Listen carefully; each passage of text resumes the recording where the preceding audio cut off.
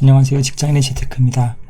오늘은 수도권 주택 공급 기반 강화 방안이라고 하는 정부의 발표가 있었는데 그쪽에 뉴스로 보셔도 아시겠지만 굉장히 중심적으로 다뤄지고 있는 내용이 바로 용산 정비창 국제업무지구 부지에 대한 개발인데요. 그 부분에 대해서 언론에서는 호재다 악재다 라는 얘기가 많은데 제 생각을 좀 정리를 해보고자 합니다. 일단은 결론적으로 저는 좀 호재 쪽이라고 보고 있고요. 그 이유를 좀 설명을 드리겠는데요. 그 방안 내용을 보면 중간 좀 넘어서 이렇게 서울 도심에 부지를 확보하겠다라고 해서 번호를 매겨놨는데 그 중에 1번이 바로 용산 정비창 부지입니다. 코레일과 국공유지로 되어 있는데 8,000호라고 되어 있어요. 이 8,000호의 사업 승인 예정은 2023년으로 되어 있는데 지금까지 이제 재작년이었나요? 그 박원순 시장이 용산과 여의도를 통합 개발하겠다라는 계획을 발표하고 바로 뭔가 그 주택 가격이 급등하는 모습이 보여서 바로 말을 정정해서 아예 무기한 연장하겠다라고 해서 좌초가 된 상태였죠.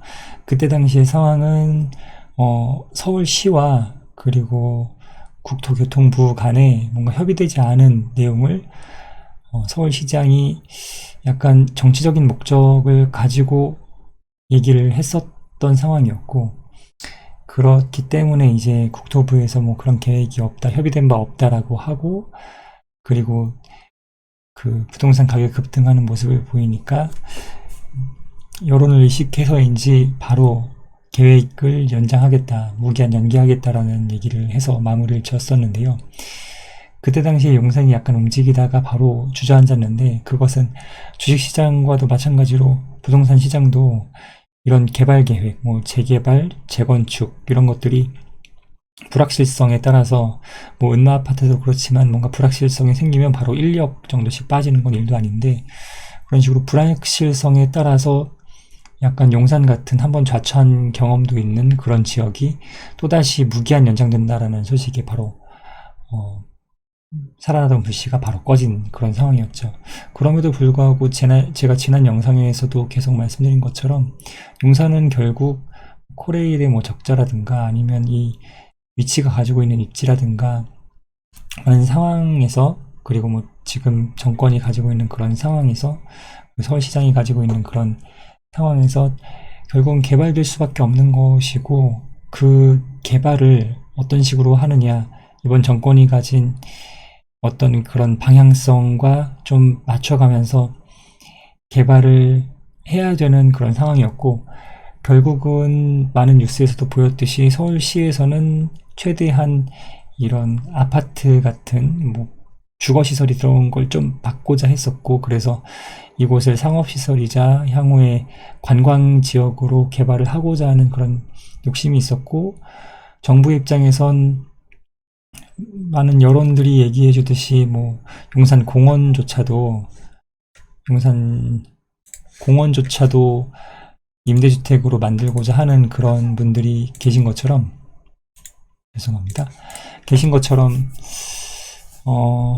임대주택을 일부 넣을 수밖에 없는 그런 여론이 있었습니다. 그런 걸 좀 반영을 하고 그 부분을 부각시켜서 발표할 수밖에 없는 상황이었는데, 사실 저는 좀 더 늦게 내년 정도에 뭔가 얘기가 나오지 않을까 생각했었는데, 지금 상황에서 좀 시의적절하게 이런 수도권의 공급 계획을 얘기하면서 용산도 같이 발표가 되게 되었습니다. 실제로는 뭐 21년 말에 구역 지정을 완료할 예정이었으니까 내년 초 정도에 뭐 얘기가 나와도 되는 상황이었는데, 아무래도 이런 발표를 하면서 그곳에 이제 정비창을 넣었고, GBC 착공 소식이 같은 날 있었는데 GBC 착공 소식에 약간 좀 묻히면서, 그러면서도 임대를 많이 넣는다 라는 걸 앞세워서 이제 진행을 하게 되는 거고요. 실제로는 내용을 자세히 들여다보면 실제로는 좀 더 볼 수 있는 부분이 있는데, 예를 들어서 마이스 시설 등 업무 시설의 비율이 한 70% 정도가 될 거라는 얘기가 나오고 있고요. 그러니까 8,000호를 넣지만 실제로는 전체 대비는 한 30% 정도의 주거 비율을 보여주고 있고, 나머지 60, 70%는 상업 용도로 활용한다, 마이스 시설 등으로 활용한다 라고 하는데, 이 부분이 사실 예전 계획 대비 많이 축소된 거라고 하는데, 제가 알고 있기로는 그렇지 않습니다. 내용을 잠깐 같이 보면, 예전에도 그 2012년에 공개된 내용을 잠깐 보면 23개 주요 건물이 있는데, 상위 23개 건물이 있는데, 그 건물의 면모를 보면 대부분의 시설은 뭐 오피스텔이라든가 호텔, 뭐 호텔은 빼야겠죠. 오피스텔, 아파트, 약간 고급 아파트이긴 한데 이제 아파트가 들어갑니다. 그리고 고급 레지던스, 임대 아파트가 이 당시에도 예정이 돼 있었죠. 50층의 건물이라고 하면 뭐 사실 작은 건물 아닌데, 뭐 최소 뭐 수천 세대 정도는 들어갔을 거라고 보고 있습니다. 그래서 기존에도 이렇게 건물들이 23개가 주요 건물이 들어간다고 했었지만, 실제로는 이 건물들이 많은 수가 아파트, 임대 아파트, 오피스텔이었던 거죠. 그래서 지금 얘기하고 있는 70%의 상업시설은 굉장히, 제가 생각했을 땐 기존 계획 대비 좀 더 많은 측면도 있을 거라고 생각하고, 8,000세대가 굉장히 많이 부각이 되고 있지만, 잠깐 지금 국제업무지구의 건물들 예를 들어서 보면, 레미안 용산 센터를 한번 볼게요. 여기에 오피스텔, 그러니까 이제 소형 주거시설이 많이 들어갈 거라고 보는데, 그걸 오피스텔에 좀 빗대서 보면 이 작은 부지에 아파트와 오피스텔이, 아파트 같은 경우는 주상복합이라고 해요. 주상복합과 오피스텔이 섞여 있는데, 주상복합 같은 경우는 좀 고급화된 거여서 평수가 좀 큽니다. 평수가 좀 큰데 한 200세대 들어가고 있고, 오피스텔 같은 경우도 또 평수가 좀 큰 것도 섞여 있어요. 약간 고급화된 오피스텔과 주상복합으로 되어 있기 때문에 섞여 있는데, 그럼에도 불구하고 한 800세대 정도가 됩니다. 그래서 두 개를 합치면 거의 1000세대? 1000세대가 되는 거죠. 그래서 요 정도의 공간에 어떻게 1000세대가 들어가냐를 보면 용적률 자체가 막 962%예요.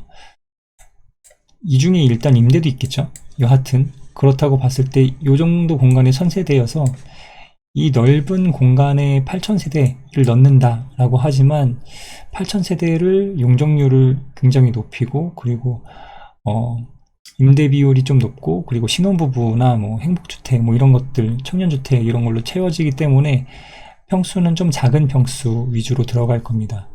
그렇기 때문에 지금 요 정도 면적의 1000세대면 실제로 이쪽에 들어가게 되는 임대주택 같은 경우는 이 정도 면적에 뭐 1500세대, 많게는 2000세대도 충분히 넣을 수 있을 거라고 봅니다.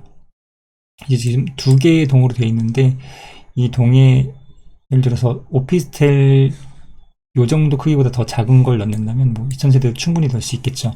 그렇다고 봤을 때 전체에 비해서는 굉장히 적은 비율로, 면적 대비 적은 비율로 들어갈 거라고 보고, 기존 계획 대비 크게 기존 계획을 크게 손상시키지 않는 그런 정도라고 생각합니다. 그리고 또 하나의 긍정적으로 보는 부분은 8000세대가 들어간다고 하지만 8000세대가 들어간다면 무조건 그 세대의 앵커 시설이 되는, 예를 들어서 뭐 학교라든가 병원이라든가, 뭐 병원은 이미 계획이 되어 있지만 학교 같은 시설이 사실 용산이 좀 이 동부이촌동 빼고는 이쪽 부근에 있던 아파트들에겐 약간 약점이었거든요. 예를 들어서 뭐 해링턴 스퀘어가 여기 있지만 해링턴 스퀘어에서 갈 수 있는 학교는 여기 한강초등학교 뭐 이런 정도여서 뭐 중학교, 고등학교, 초등학교까지 같이 이 공간 안에 들어갈 수 있고, 그게 뭔가 좀 더 그 약간 중산층 이상에게 어필할 수 있는 그런 학교, 국제학교라든가 이런 게 채워지게 된다면, 국제 업무 지구에 교감하는 국제학교 같은 게 채워지게 된다라고 하면 이 주변의 여건도 좋아질 거고, 뭐 이 주변의 부동산 가격에도 영향이 있을 거라고 생각합니다. 그리고 지금 8000세대라고 하지만 8000세대가 전체가 다 임대는 아니고요. 8000에서 한 5, 6천은 공공 민간 분양주택으로 가고, 절반은 공공, 절반은 민간, 그래서 분양가 상한제를 적용해서 하게 돼 있고, 그렇기 때문에 이 8000세대가 전체가 다 뭔가 다 임대주택이다 라고 얘기하는 것도 약간 사실을 좀 국회에서 얘기하는 것도 있습니다. 그리고 일단은 가장 중요한 게 일단 불확실성이 해소됐다라는 거에 저는 만족을 하고요. 약간 아쉬운 부분도 있지만 그런 것들은 좀 더 지켜봐야 될 거라고 봅니다. 이 8000세대가 국제 업무지구의 진행에 있어서 약간 원동력이 될 수도 있을 것 같아요. 왜냐면 이 8000세대를 이 기존의 공간을 채워서 이 공간의 일부를 할당할 것인가, 아니면 지금 박원순 시장이 많이 보고 있는 부분이 이런 역 위에 뭔가 건물을 올리거나, 아니면 이런 철도를 지하화해서 그 위를 뭔가 임대주택으로 꾸미거나 하는 부분도 굉장히 많이 다른 나라를 벤치마킹 하고 있다고 알고 있거든요. 그래서 이 부분을 위해서 이런 지하화라든가 이런 것들도 좀 더 현실성 있게, 뭐 합리적으로 뭔가 그런 그 근거를 만들어서 이런 주택을 공급하기 위해 비용이 발생하지만 그 비용은 이 위에 임대주택에 대한 사회적 비용 같은 걸 감안해서 추진을 하겠다라고 한다면, 서울역에서 용산역까지 지하화뿐만 아니라 이 경부선에 대한 지하화까지도 추진해 볼 수 있을 부분이 될 것 같아요. 기존 그림에서는 이렇게 지하화하는 계획이었고, 그 위를 약간 공원처럼 꾸미는 계획으로만 되어 있었는데, 이번에 벤치마킹 해온 내용을 가지고 이렇게 지하화를 하고 그 위에 행복주택이나 뭐 청년들을 위한 주택을 짓는다라는 계획으로 좀 변경을 해올 수도 있을 것 같고요.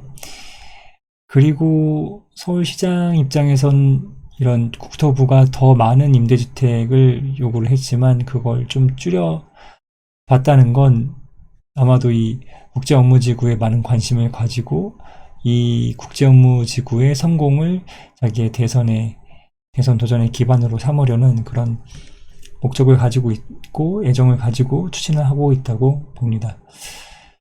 그래서 오늘 영상은 여기까지 해서 정리를 하면 될 것 같고요. 다음 영상에서는 이번 발표로 인해서 수혜를 받을 그런 부동산과 좀 약간 타격을 받을 부동산, 그리고 아파트 투자에 대해서 좀 같이 잠깐 얘기를 해보는 시간을 갖도록 할 것 같습니다. 주식 같은 경우는 지금 많이 올라온 상태인데요. 저 같은 경우도 이제 마이너스로 갔다가 이미 플러스로 다 회복을 한 상태고, 이 정도 회복한 상태에서는 약간 지지부진하는 것 같은데, 주식 투자에 대해서도 좀 고민해보고 어떤 기업이 좋은 기업인지 투자할 만한 가치가 있을지도 저만의 생각을 좀 공유하는 시간을 계속 가지면 좋을 것 같습니다. 그럼 오늘 영상은 여기서 마치겠습니다. 감사합니다.